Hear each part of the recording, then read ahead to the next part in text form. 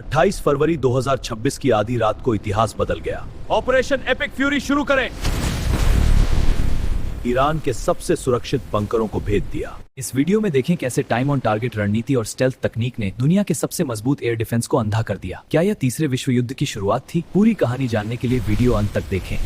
फरवरी 2026 की आधी रात अरब सागर की लेरों पर खामोशी थी, लेकिन युद्ध की तैयारी पूरी हो चुकी थी। वाशिंगटन के वॉर रूम से जनरल ने माइक थामा। उसकी आवाज में जीत का अटूट विश्वास था। सुनिए, हमारी सेना विजय के पथ पर अटल है।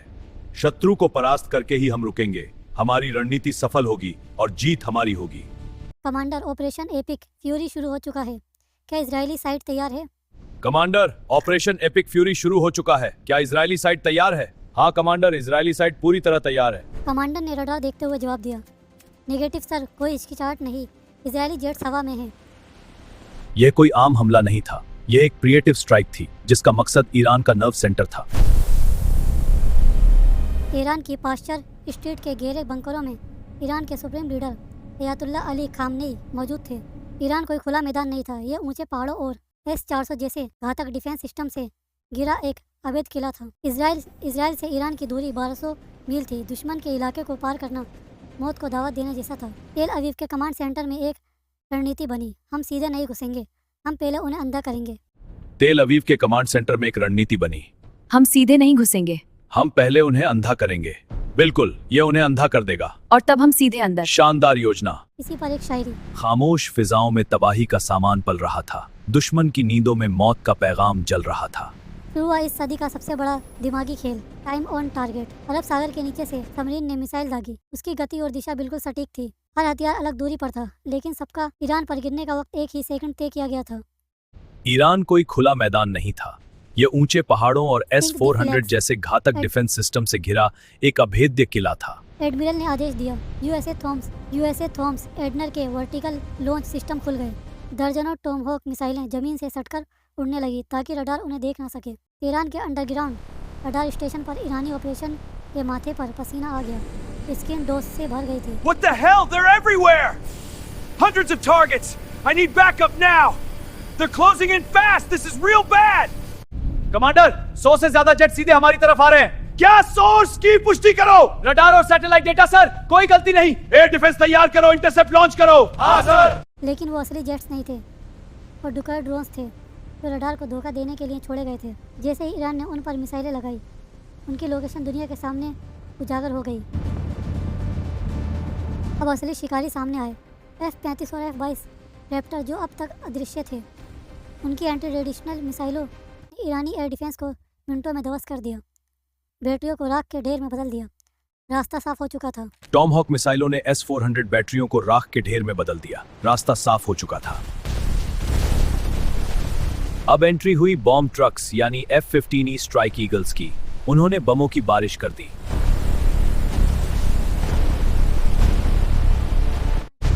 किरमानशाह के लॉन्च साइट सक्रिय होने से पहले ही धुएं में बदल चुके थे। आसमान में ही पायलटों ने रिफ्यूलिट टैंकों से ईंधन लिया और फिर से हमले के लिए मुड़ गए। अब वक्त था सबसे बड़े हथियार का, B-2। अब वक्त था सबसे बड़े हथियार का, B-2 स्पिरिट स्टेल्थ बॉम्बर। इसकी मार से कोई नहीं बच सकता था। ईरान का न्यूक्लियर सेंटर इस्फहान और कराच का एरोस्पेस हब मलबे में तब्दील हो गए। B-2 बम के भारी बमों ने उन बंकरों को भी हिला दिया जिन्हें दुनिया सबसे सुरक्षित मानती थी। आसमान राख से भर गया था। ईरान की सड़कों पर सिर्फ सायरनों की चीखें थी। यूएसए जेराल्ड फोर्ड का मैसेज मिला। टारगेट न्यूट्रलाइज, पास्चर स्ट्रीट तबाह। मैसेज मिला, टारगेट न्यूट्रलाइज्ड, पास्चर स्ट्रीट तबाह। 1 मार्च की सुबह ईरानी टीवी पर कुरान की आयतें चलने लगी। दुनिया सन थी। उतलु मा ऊहिया इलैका मिनल किताबि व अक़िमिस सलाह इन्नस सलाता तन्हा अनिल फहशाइ वल मुनकर व लज़िक्रुल्लाहि अकबर वल्लाहु यअलमु मा तस्नऊन। न्यूज़ एंकर ने भारी मन से खबर दी।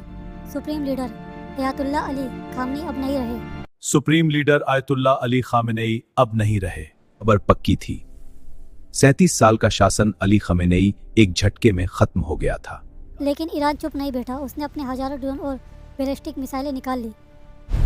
लेकिन ईरान चुप नहीं बैठा। उसने अपने हजारों ड्रोन्स और बैलिस्टिक मिसाइलें निकाली। पूरा मिडिल ईस्ट एक जंग का मैदान बन गया। कतर और बहरीन के आसमान में आग के गोले फटने लगे। इजराइल में सायरन गूंज रहे थे। आयरन डोम और एरो 3 सिस्टम मिसाइलों को आसमान में ही खत्म कर रहे थे। बेंजामिन नेतन्याहू लाइव आए। इजराइल के नागरिकों, हमने अपना वादा पूरा किया। आतंक का साम्राज्य खत्म हुआ। इजराइल के नागरिकों, हमने अपना वादा पूरा किया। आतंक का साम्राज्य खत्म हुआ। डोनाल्ड ट्रंप ने व्हाइट हाउस से कहा, हमने दुनिया को नंबर 1 टेरर स्पॉन्सर को मिटा दिया। हमने दुनिया के नंबर 1 टेरर स्पॉन्सर को मिटा दिया है। जुल्म की दीवार को गिरना ही था एक दिन, लहू के समंदर को ठहरना ही था एक दिन। 28 फरवरी की उस रात ने दुनिया का नक्शा और इतिहास हमेशा के लिए बदल दिया। नेक्स्ट पार्ट में देखें कि ईरान ने किस तरीके से इजराइल और अमेरिका से बदला लिया, इजराइल और अमेरिका को झुकने पर मजबूर किया और किस तरीके से अमेरिका समझौते के लिए बोलने लगा। अगर आप ईरान के साथ हैं तो वीडियो को लाइक करें और कमेंट बॉक्स में बताएं कि ईरान किस तरीके से अपना बदला ले सकता है। दोस्तों, अगर आपको यह कहानी पसंद आई हो तो वीडियो को लाइक जरूर करें। ऐसी ही और रोमांचक और सच्ची घटनाओं पर आधारित कहानियों के लिए हमारे चैनल को सब्सक्राइब करना ना भूलें। आपकी क्या राय है इस मिशन के बारे में कमेंट में जरूर बताएं।